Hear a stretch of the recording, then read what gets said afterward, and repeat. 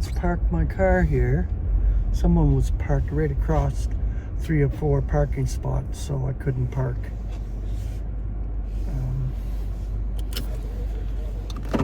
I'm wearing my winter gear still, which is actually annoying.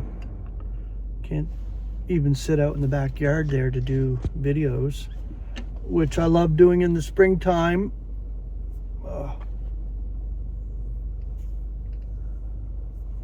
But it's cold today and it's rainy. It's like 3 degrees, so it's rain instead of snow anyway.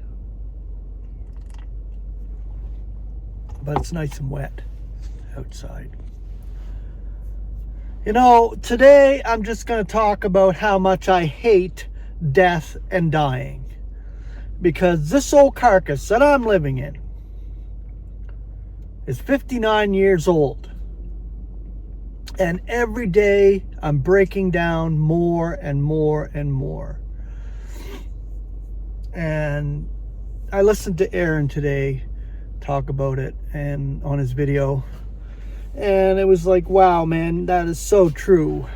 Every minute of every day we're breaking. It's a breaking process, a breaking, dying to die process. And it's an enemy, and then it's the last enemy that is actually being abolished. It says scripture, it's a process. So of course we know since Adam, it's been a process for every human being that ever was created since then. And every mortal, because a mortal is dying to die, and the process started occurring right there in the garden. And it has been through the second and third eon so far. But the whole world is a cemetery, one big cemetery. And I look at people and I think they're all walking dead. Not literally walking dead like you would see on the flippin' show or the series. I'm saying they're walking, but they're dying to die. Every human being, including myself, of course. We're all mortal and dying. But I just hate death, period. And I wanted to express that today. You know, soon we will be vivified.